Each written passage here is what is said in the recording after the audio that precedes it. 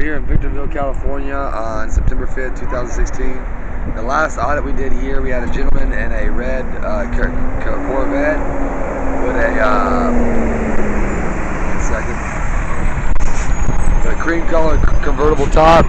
He stopped by and told us we had 10 minutes to get off the right of way, or he was calling the cops.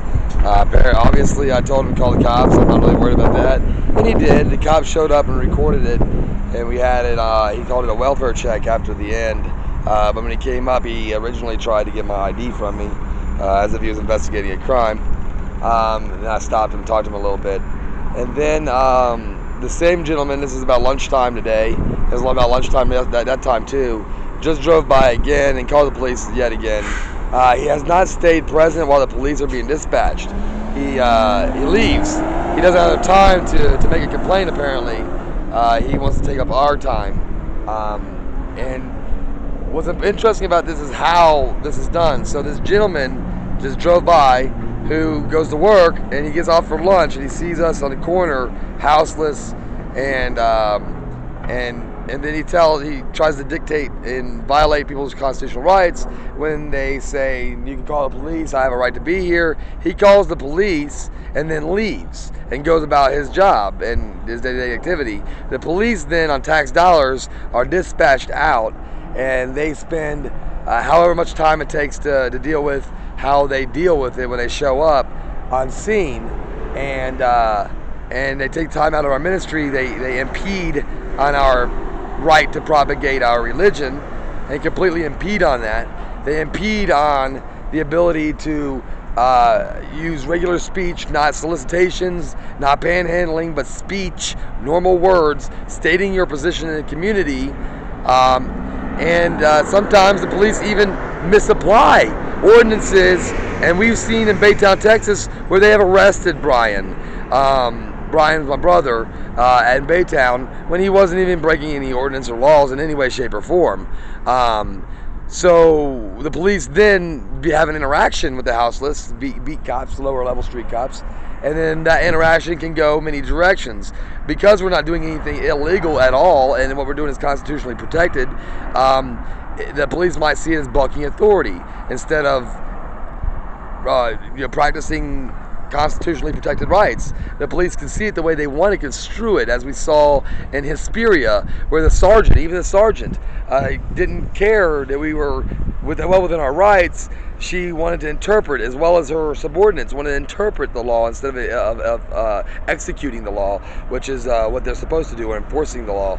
I called the corporal, the watch commander, which happened to be a corporal. So apparently the sergeant's watch commander yesterday at the Hesperia Sheriff's Office was a corporal, who then wanted to argue with me about why they feel the need to run people's names when they get a call about the houseless, and he wanted to defend the position that we all know is violating constitutional rights, but he did not want to accept that this is not proper in America to violate rights for your desires, regardless of what your desires might be or how you manipulate your position to sound like there is a good reasoning behind it. If it's a law, it's a law. If you're paid by the taxpayers to protect and serve and to uphold the law, that's what you do. You don't do above and beyond that. You're not a judge, you're not a jury, you're not an executioner, you're a cop. But these cops are all too often interpreting laws the way they want to. And then not only interpreting, but enforcing non-existent laws, or laws in a way that are not meant to be enforced. The appeals courts have already ruled that they're not supposed to be enforced that way, to enact certain actions in a community, or to micromanage a community. And as we see here, a lot of times it's based on the will of one single guy, in this case, or girl, women, in the community. In this case, was a guy going back to work after lunch in a red Corvette with a cream-colored top, and the guy was in his 60s. I'm not going to attach any stigmas myself, but you can kind of get where I'm going from here. Attitude problem. So this one guy, and here's the sheriff. So you have the police right here at the corner. The police is here. So we have Michelle out here with the sign, and the kids right here under the shade eating their lunch after they just finished their schoolwork for the morning. We've been out here for less than an hour. We only do 1 hour audits. And the police are here, so I'm going to do the interaction with the police and get this over with. And we'll see which direction it goes. I've seen them run my name and treat me as a criminal when I'm here recording the activity for the church. What's pure ministry.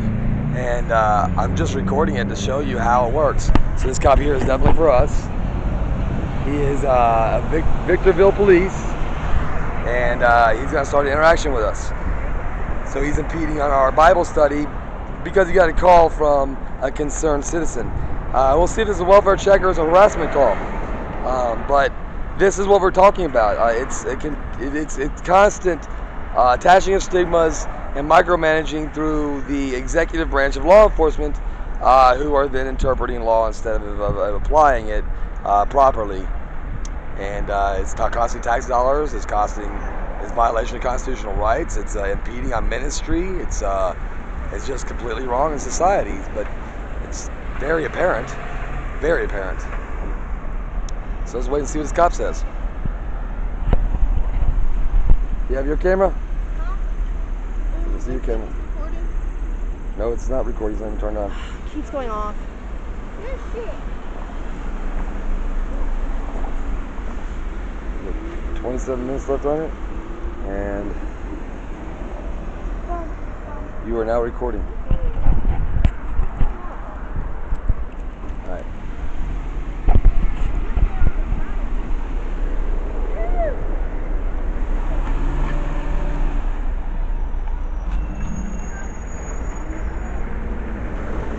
So he's pulling in now into Lowe's. Pulling over here. Not sure what his intent is, but he's pulling up behind the van. He's now pulling forward. Apparently parking, coming around. And let's see what goes on here. Yeah, let's go and meet him, talk to him. You put all the donations into your wallet instead of in the bucket? Take it out of the bucket. You know that was a problem last time, remember? We saw that in Hesperia.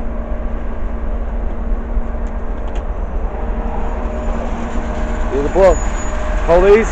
He's calling me over to his car.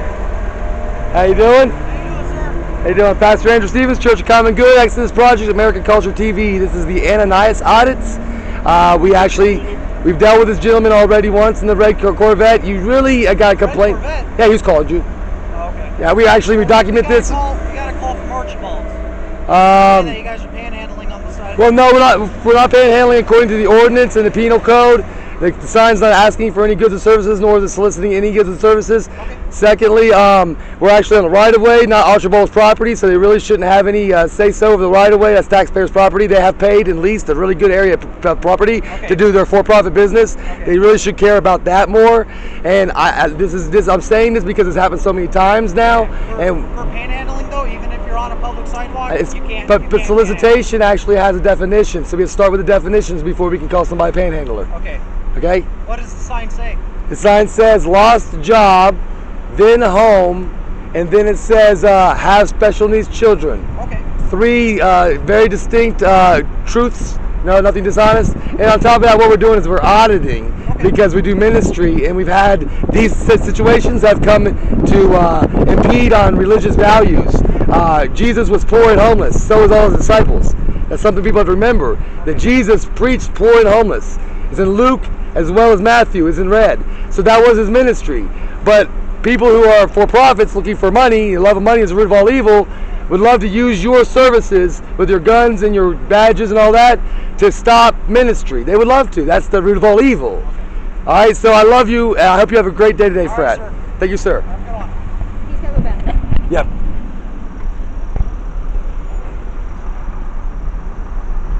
This is San Bernardino County Sheriff, plate 1488126, Victorville Police, squad number 179.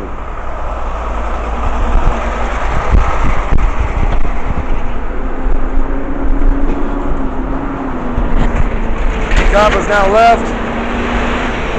Apparently he claims to have got a call from Archibald's. Archibald's right there. Now, last time we did an audit in this area, we went in and we had over a $30 meal at Archibald's. Right afterwards, we were actually talking about where to eat and where would we like to get our meal. And we always like to support the businesses in the area when we have to eat, and then we support the local houseless. But since we're doing audits and we really don't want for much of anything because the Lord takes care of us, we're looking more at how for-profits, non-profits in the community deal with the other houseless that might be in the area. And so, since the audits are for that, we like to put the money right back into businesses that aren't failing the audits. Last time, Archibald's did not fail the audit in any way, shape, or form. They were really kind and courteous. This time, however, it was a different story. So I'm going to go in and try to speak with the Archibald's management, see how that goes. Pastor Andrew Stevens, Church of Common Good, Ananias Audits, September 5th, 2016 at Victorville, California. So let's see how this goes.